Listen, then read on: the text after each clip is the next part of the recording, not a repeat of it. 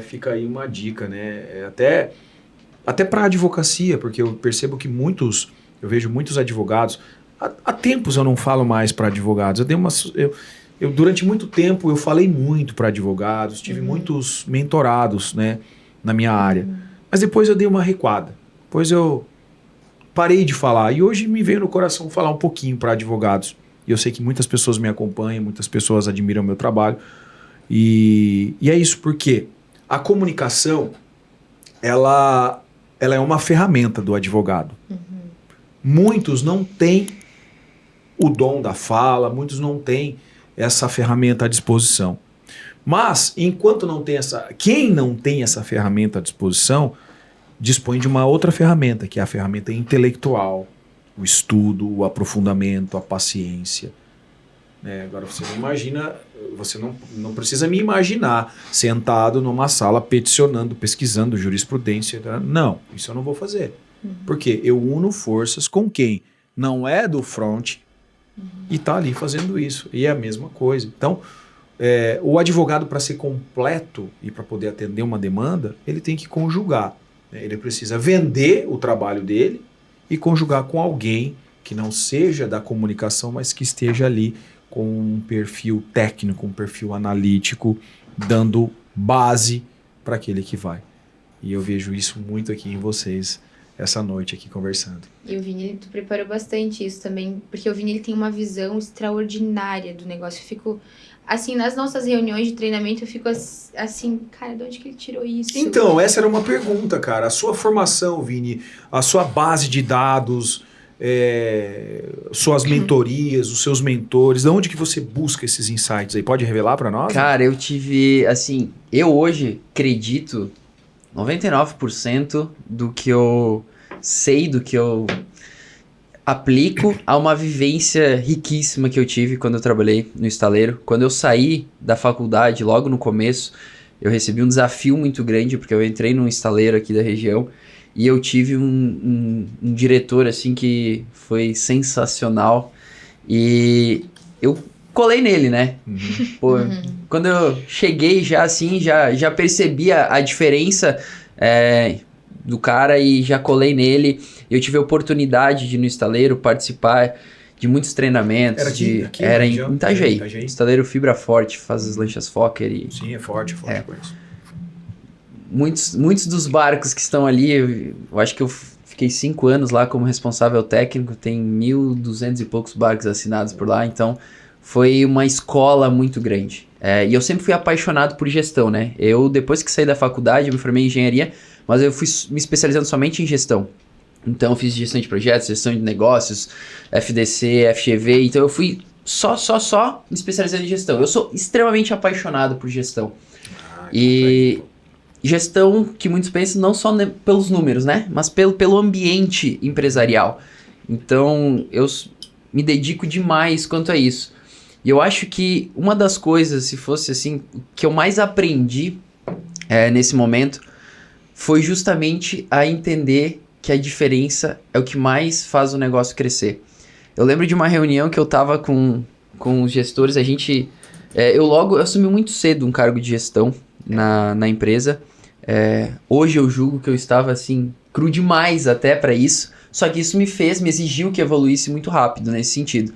E a gente tinha o suporte, né? O estaleiro pagava pra gente um mentor que nos auxiliava nesse desenvolvimento. E nós estávamos numa reunião, e daí era uma reunião de gestão só com os diretores ali, enfim. E tinham 2 pessoas que ficaram a reunião inteira só de corpo presente, assim, né? E tinha outras pessoas que, cara, figura de dono da empresa e diretor da empresa, e os caras, não, mas não é, e batendo de frente e tal. E no final da reunião, depois comentando ali, conversando com as pessoas, a conclusão da reunião foi o quê? Sabe aqueles 2 ali que ficaram debatendo? Eles precisam estar em toda a reunião.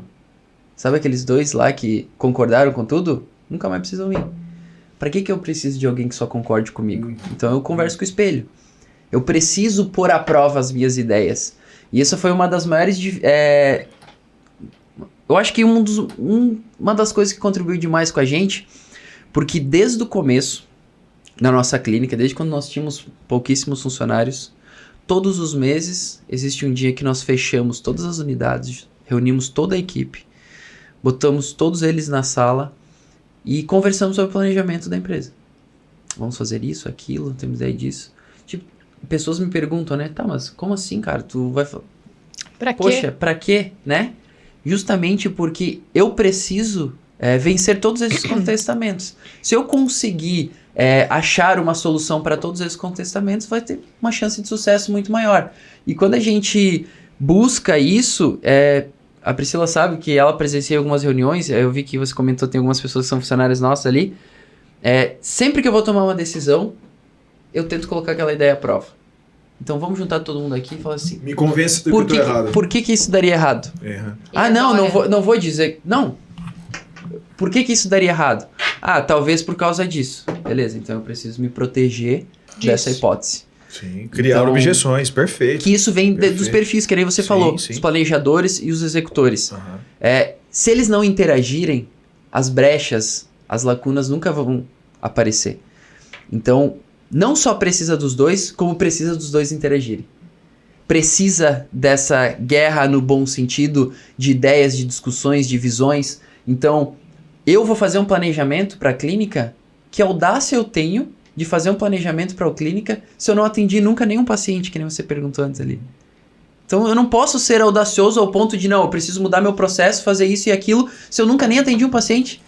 O mínimo que eu preciso é colocar todas as meninas aqui na mesa e falar, pessoal... A gente precisa melhorar tal processo. E às vezes eu tenho um briefing, eu tenho um roteiro, uma ideia, né? Algo mapeado. Mas muito antes de expressar a minha ideia, como que vocês acreditam que a gente possa melhorar esse processo? E ele vai indagando uma a uma. E com isso ele vai conseguindo montar todo o planejamento. Através desses questionamentos que você faz, né? Porque você coloca o problema... de alguma forma, tentando trazer mais problema para solucionar. E assim você consegue montar todas as soluções Sim. ali. Você sabe onde está o segredo? O segredo está nas lacunas. Porque quando você faz isso, você pega o esboço e você vai ligar os pontos. Quando você começa a ligar os pontos, você vai perceber que em algum momento os pontos se interrompem. E é nessa interrupção de pontos que está a solução para você fechar o esboço. O que você está falando, eu usei agora, recentemente, num júri que eu fiz, não sei quanto tempo agora, recente, o último júri que eu fiz. Porque não, só muda a área, só muda o contexto, mas o problema e a solução e o como encontrar a solução é o mesmo. E como que se encontra uma solução quando você tem um quebra-cabeça, por exemplo, e que faltam peças? Você precisa preencher as peças. E como é que se preenche as peças? Você precisa conversar com as pessoas que estão responsáveis por todo aquele contexto e entender delas quais as ferramentas para preencher aquelas lacunas. E essas lacunas, elas podem caminhar para um lado ou podem caminhar para o outro. E aí, diante de um propósito que você apresenta, a solução vai chegar. E o que você faz é genial, porque quando você coloca a tua equipe para discutir e debater e contar a dor que eles passam, o que o cliente, o problema que o cliente está trazendo, você simplesmente vai preencher a lacuna e fechar o esboço. Genial, incrível isso aí, cara. Cara, eu acredito muito que um bom gestor, ele não é nada mais, nada menos do que o intermediador do processo. Sim. Porque se você quer saber o que é um bom gestor, eu talvez tenha dificuldade de dizer. Agora, o que é um mau gestor, eu sei te dizer. É aquele que fácil. entrega uma solução. Se ele veio pra você, pra uma equipe, e falou assim, ó, agora a gente vai fazer assim porque é assim que vai dar certo. Pronto. A chance de fracasso é muito grande.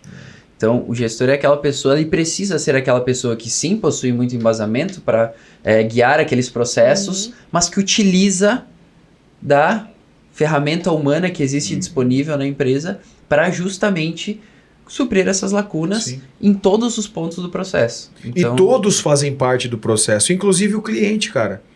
Porque assim, imagina vocês, o cliente chega lá na tua clínica, eu não conheço a tua operação, mas imagina, se você não entender a dor do teu cliente, o que ela quer, o que ela busca com vocês, como é que você vai entregar a solução para ela?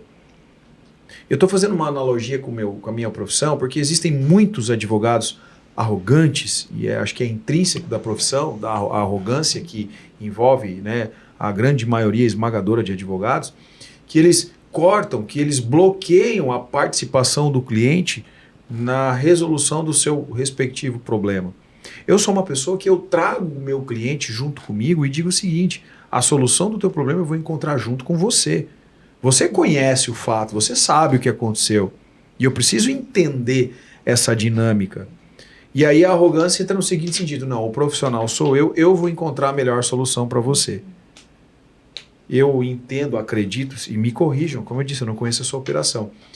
Quando o cliente vai para a tua clínica, com autoestima baixa, enfim, desmotivado, buscando...